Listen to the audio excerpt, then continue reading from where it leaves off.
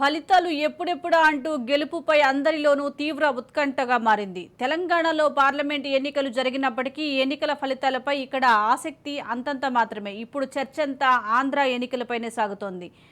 ఏ నలుగురు కలిసినా ఏపీలో ఏం జరగనుంది అనే మాటలే వినిపిస్తున్నాయి. కాఫీ కేఫ్లో, లిక్కర్ బార్లో, టిఫిన్ సెంటర్లలో, భోజనం హోటల్లో ఇలా అక్కడ ఇక్కడ అనే తేడా లేకుండా ఏపీలో సీఎం ఎవరనే దానిపై చర్చ సర్వసాధారణంగా మారింది. మళ్లీ జగనే సీఎం అని కొందరు, చంద్రబాబు ముఖ్యమంత్రి కాబోతున్నారని మరికొందరు బెట్టింగులు పెడుతున్నారు. ఇదే అంశంపై మరింత సమాచారం ఖమ్మం నుంచి మా ప్రతినిధి ఉపేందర్ అందిస్తారు.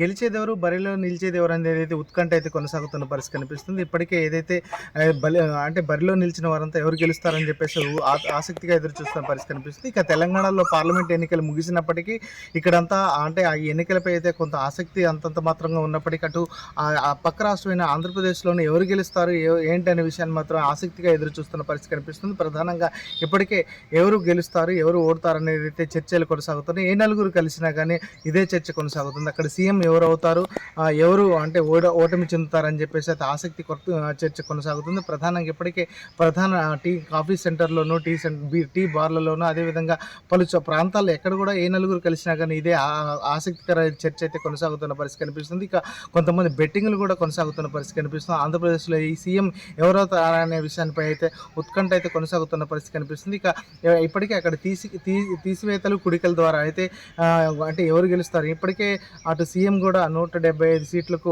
జగన్ గెలుస్తాం, వైనాట్ 175 అని చెప్పేసి చెప్తున్న పరిస్థితి కనిపిస్తుంది. ఇప్పటికే అక్కడ ఉన్నటువంటి ఏదైతే మిత్రపక్ష కూటమి ద్వారా ఏర్పాటు చేసినటువంటి చంద్రబాబు, బీజేపీ, అదేవిధంగా పవన్ కళ్యాణ్ కూటమి గెలుస్తుందా, ఇటు జగన్ గెలుస్తాడా అని చెప్పేసి అయితే ఆసక్తిగా చర్చ కొనసాగుతున్న పరిస్థితి కనిపిస్తుంది. ప్రధానంగా ఇప్పటికే అక్కడ జగన్ ఖచ్చితంగా సీఎం అవుతారని చెప్పేసి కొంతమంది చెప్తున్నప్పటికీ ప్రధానంగా అక్కడ మాత్రం కూటమిదే పై చేయని చెప్పేసి మరికొంతమంది చెప్తున్నారు. ఈ నేపథ్యంలోనే ఇక్కడ ఆంధ్రప్రదేశ్కి సంబంధించినటువంటి పార్లమెంట్ అసెంబ్లీ ఎన్నికలకు సంబంధించి ఇక్కడైతే మాత్రం బెట్టింగ్లు కూడా కొనసాగుతున్నాయి. ఇప్పటికే ఏదైతే ఇప్పటికే జగన్ గెలవడానికి ఎంతవరకు అక్కడ అనుకూల అంశాలు ఉన్నాయి, ప్రతికూల అంశాలు ఉన్నాయి. అదేవిధంగా ఇక్కడ ఏదైతే చంద్రబాబు నాయుడు కూడా గెలవడానికి అవకాశాలు ఏ విధంగా ఉన్నాయనేది అయితే చర్చ కొనసాగుతున్న పరిస్థితి కనిపిస్తుంది. వారి ఇరువురిపై కూడా బెట్టింగ్లు కూడా కొనసాగుతున్నాయి. ఇక ఏదైతే కూటమికి సంబంధించి చంద్రబాబుతో జతకట్టినటువంటి పవన్ కళ్యాణ్కి ఎంతవరకు అటు తెలుగుదేశం పార్టీ సపోర్ట్ చేస్తుంది ఏంటనే విషయాన్ని కూడా కొనసాగుతుంది. అయితే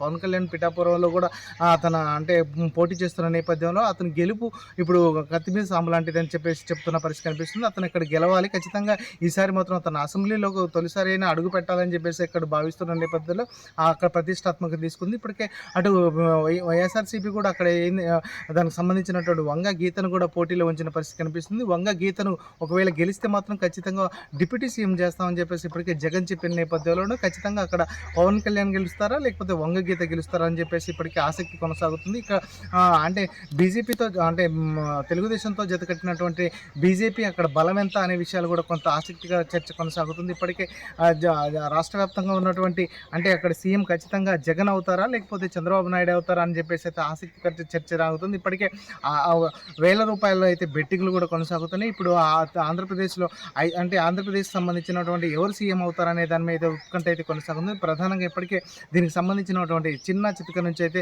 అటు భారీగా లక్షల్లో కూడా బెట్టింగ్లు అయితే కొనసాగుతున్నాయి. ఇప్పటికే 5,000 నుంచి ₹1,00,000 వరకు కూడా బెట్టింగ్లు అయితే కొనసాగుతున్నాయి. మరి కొంతమంది ఏదైతే రాజకీయం పీక్ స్టేజ్కి వెళ్ళిన వారు మాత్రం అటు ఇంకా ఇళ్ల స్థలాలు, కార్లను, విలువైన గిఫ్ట్లను కూడా గెలిచిన వారికి ఇవ్వాలని చెప్పేసి ఇప్పుడే బెట్టింగ్లు అయితే చేస్తున్న పరిస్థితి కనిపిస్తుంది. ఇప్పటికే దానికి సంబంధించినటువంటి ప్రధానంగా జిల్లాకు సంబంధించినటువంటి అక్కడికి సంబంధించినటువంటి వాటికి కూడా చర్చ అయితే కొనసాగుతుంది. ఇప్పటికే వేల సంఖ్యలో ఇట్లా బెట్టింగ్లు పెట్టుకోవడం, అదేవిధంగా అక్కడ ఉన్నటువంటి సీఎం ఎవరవుతారు అనే దానిపై అయితే ఉత్కంఠ కొనసాగుతున్న నేపథ్యంలో మాత్రం ఈ ఉత్కంఠకు మాత్రం త్వరలోనే తెరపడే ఉంది. ఖచ్చితంగా జూన్ 4 వరకు మాత్రం వేచి చూడాల్సిన పరిస్థితి అయితే కనిపిస్తుంది. గెలుపు ఓటములపై అయితే ప్రధానంగా అయితే చర్చ అయితే కొనసాగుతుంది. ప్రధానంగా ఈ చర్చకు ఫుల్ స్టాప్ పడాలంటే ఖచ్చితంగా జూన్ 4వ తారీఖు వరకు మాత్రం ఆగాల్సిన పరిస్థితి అయితే కనిపిస్తుంది.